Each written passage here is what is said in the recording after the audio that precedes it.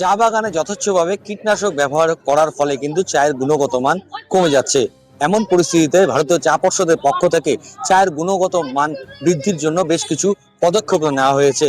সেটা জানতে পারা গেছে যে চায়ের বাগানে যে ধরনের কীট পতঙ্গর উপদ্রব হচ্ছে সেই উপদ্রব কমাতে কিন্তু বেশ কিছু কীটনাশক ব্যবহার করা হচ্ছে। বিভিন্ন জায়গায় রোগ পোকামাকড়ের উপদ্রব যেটা আছে তার পরিমাণের ওপরে সেটা নির্ভর করছে। কারো কারো ক্ষেত্রে হয়তো সেটা দিয়ে সাময়িক কাজ হয়ে যাচ্ছে, কিন্তু এটা এমন একটা সাইকেলে চলছে যে তারা আবার ঘুরে ফিরে আসছে। তো আমরা সেটাকে দমন করবার জন্য কিন্তু পার্মানেন্টলি কিছু সলিউশন দরকার। কেমিক্যালসের মধ্যে কিছু সেই জিনিসগুলো থাকা উচিত যাতে এটা আর ফিরে না আসে। আর এত কস্টলি হয়ে গেছে, এটা খুব ব্যয়সাধ্য দিনে দিনে দাঁড়িয়ে যাচ্ছে। সুতরাং একদম কাজ করছে না এ কথাটা বলবো না। স্মল ট্রি গ্রোয়ার্স এত মানে র্যাপিডলি এক্সপ্যান্ড করেছে।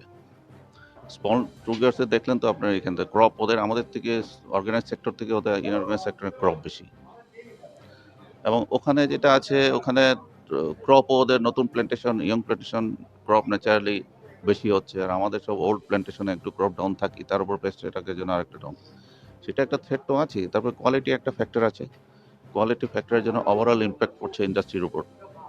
তো সেই জন্য আমার ওইটাতে স্পিচে নিশ্চয়ই শুনেছেন কোয়ালিটি, কারণ কোয়ালিটি যদি না বাড়ানো হয় তাহলে মানে সার্ভাইভ করা মুশকিল আছে। কোয়ালিটি অ্যালং উইথ কোয়ান্টিটি, কোয়ান্টিটিটাও দরকার, বাট ব্যালেন্স একটা কোয়ান্টিটি দরকার। সেই ব্যালেন্স কোয়ান্টিটিটা যেটা আছে সেটা অ্যাচিভ করাতে এখন লাস্ট 2 ইয়ার্সে ভয়ঙ্কর আমাদের পরিস্থিতি। চা শিল্প যা টোটাল ভারতবর্ষের 35% দেয়, যেখানে প্রায় আপনার 250-এর উপরে বড় চা বাগান, 50,000-এর উপরে ছোট চা বাগান, প্রায় 275টা বটলি ফ্যাক্টরি, আর প্রায় 10 লক্ষ শ্রমিক এর সাথে সরাসরি যুক্ত। আর যদি প্রত্যক্ষ পরোক্ষভাবে বলেন তাহলে আমাদের এই এলাকার প্রায় 35 লক্ষ মানুষ এর সাথে প্রত্যক্ষ পরোক্ষভাবে জড়িত।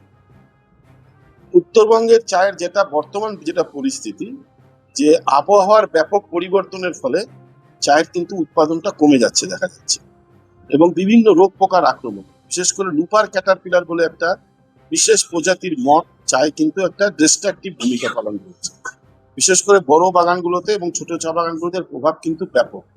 তার কারণটা হচ্ছে যখন বৃষ্টির দরকার তখন বৃষ্টিটা হচ্ছে না, বৃষ্টিটা অসময়ে হচ্ছে, এবং রেনের যে ডিস্ট্রিবিউশনটা খুবই আনইভেন, যেটা চায়ের জন্য কখনোই মঙ্গলদায়ক নয়।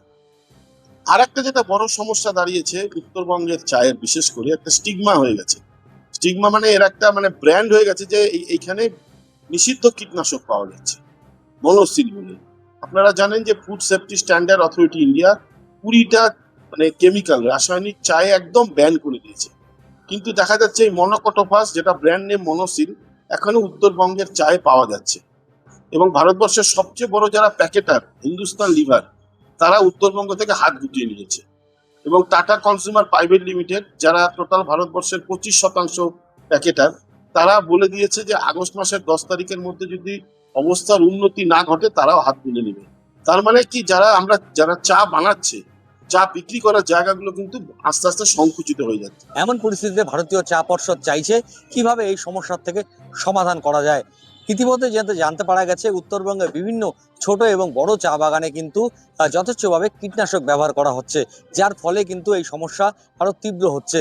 যেটা আরো উদ্বেগজনক ঘটনা, যে সমস্ত কেমিক্যাল বা যে সমস্ত কীটনাশকগুলো ভারতীয় চা পর্ষদের পক্ষ থেকে ব্যান করে দেওয়া হয়েছে, সেই কীটনাশকগুলোও কিন্তু চা বাগানে ব্যবহার করা হচ্ছে, যা ফলে কিন্তু চায়ের গুণগত মান কমে যাচ্ছে। জলপাইগুড়ি থেকে অভিজিৎ বোস, ইটিভি ভারত।